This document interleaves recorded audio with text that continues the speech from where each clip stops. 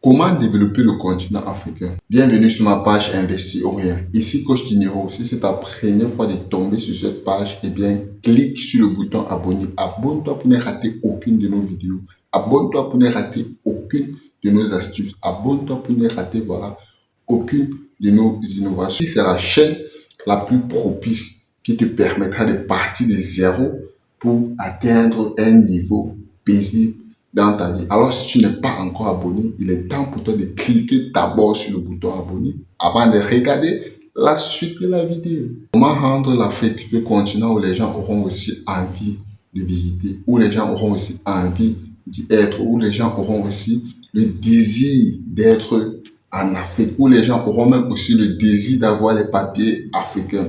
Pourquoi est-ce que l'Afrique est le continent le plus sous-développé du monde entier? Pourquoi est-ce que l'Afrique est le continent que quand on parle de la misère, eh bien c'est de l'Afrique qu'on se focalise pour parler de cela? Pourquoi est-ce que le pays le plus sous-développé est en Afrique? Pourquoi est-ce que presque 8 des top 10 des pays les plus sous-développés sont africains? Telles sont, voilà, les questions que les Africains se posent et parfois même les Occidentaux, voilà, les plus adoucis se posent. Mais en réalité, le problème n'est pas toujours parce que l'Afrique est sous-développée. Le problème n'est pas toujours parce que l'Afrique est un continent maudit, comme certaines personnes essayent de qualifier l'Afrique. Mais en réalité, le problème du sous-développement de l'Afrique, en réalité, ce sont des Africains. Parce que, comme je l'ai dit dans une vidéo précédente, pour tous ceux qui n'ont pas vu cette vidéo, je vous prie d'aller regarder cette vidéo précédente que j'ai faite. L'Afrique n'est pas un continent sous-développé, mais l'Afrique est un continent appauvri. Qu'est-ce qui veut dire appauvri? Appauvri veut dire quoi? Ça veut dire que vous venez, voilà, trouver quelqu'un qui a des potentialités de richesse, mais parce que cette personne n'a pas cette capacité de transformer ces richesses-là en un record d'argent, alors vous décidez de transformer ces richesses à la place de cette personne et de lui verser parfois ne serait-ce que 2 à 3% de cette richesse. Imaginez-vous comment est-ce que cette personne pourra se développer avec les miettes que vous l'avez données. Comment est-ce que cette personne pourra bâtir sa propre famille? Comment est-ce que cette personne pourra atteindre les deux bouts uniquement avec 2% de ce que vous exploitez, que vous lui donnez? Ça, c'est grave impossible. Pourquoi est-ce que l'Afrique est sous-développée? Eh bien, parce qu'on a réussi à nous inculquer dans la tête que nous sommes des êtres humains inférieurs. Nous sommes des êtres humains inférieurs. Nous sommes des êtres humains, voilà, très bas par rapport à certaines couleurs de peau dont je ne vais pas citer ici, destinés à la soumission. Tel est vraiment le narratif que on a pu, voilà, inculquer aux Africains. De nos jours en Afrique, je vous dis une très grande vérité. Faites votre sondage et venez me dire en commentaire si ce que je dis, voilà, je suis en train de désespérer, ou encore si ce que je dis, je suis en train d'exagérer. En train de la société africaine, vous allez constater que chaque Africain est un citoyen d'un pays occidental ignoré. Je prends l'exemple du Sénégal. Vous allez constater qu'au Sénégal, presque la moitié de la jeunesse sénégalaise sont des Français ignorés. Comment est-ce que je dis que ce sont des Français ignorés?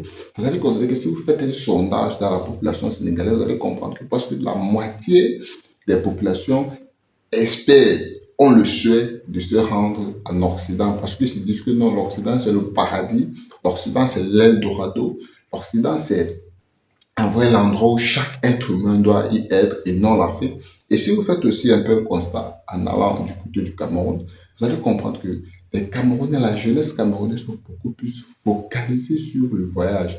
Chaque Camerounais, chaque jeune Camerounais était canadien qui s'ignore. Dans tous les pays africains, surtout beaucoup plus francophones, la jeunesse aspirait d'être beaucoup plus dans des pays occidentaux que d'être même dans le pays natal. Comment faire pour disculper tous ces narratifs? Est-ce que toute la jeunesse africaine aujourd'hui qui ne se fournit plus des efforts parce que la jeunesse se dit que c'est l'Occident qui est le plus important?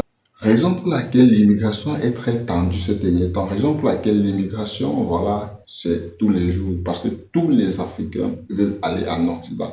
Eh bien, si vous, Africains, si nous, Africains, voulons aller à l'extérieur chez des personnes différentes de nous, qui construira l'Afrique de demain? Qui construira l'Afrique que quand on se place, on rêve? Qui construira notre Afrique? Qui construira l'Afrique? Si nous, les jeunes Africains, nous nous déportons vers l'Occident, nous nous déportons vers le Moyen-Orient, nous nous déportons vers l'Asie qui construira l'Afrique des jeunes. Posez-vous cette question et restez focalisé sur le continent africain. Comment faire pour développer notre continent africain? Je vous donne une illustration.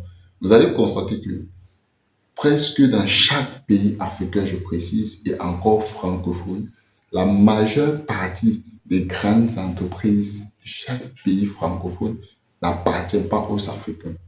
Vous allez constater que les postes stratégiques, les entreprises stratégiques de chaque pays francophone appartiennent aux néocolons, aux colonialistes et aux impérialistes. Vous savez pourquoi?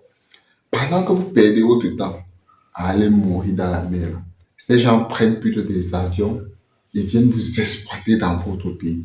Ils viennent planter des entreprises qui leur sont profitables 1000 fois plus que vous, la population, et 1000 fois plus que le gouvernement de vos pays. Pensez-vous que cette attitude-là continuera à évoluer ainsi? Oui, ça continuera à évoluer ainsi si nous, les jeunes Africains, nous continuons toujours à nous déporter vers chez eux. Parce que quand nous nous déportons vers chez eux, on dit non, ces Africains, ils n'ont rien, ils n'ont pas de manger, ils n'ont pas ceci, cela. Alors que c'est nous, le continent, vraiment qui devait héberger le monde entier. C'est nous le continent qui devait nourrir le monde entier. C'est nous le continent qui devons prendre des décisions pour le monde entier. C'est nous le continent à qui on devait avoir beaucoup plus peur parce que vous ne savez pas, l'Afrique est le continent natal de l'homme.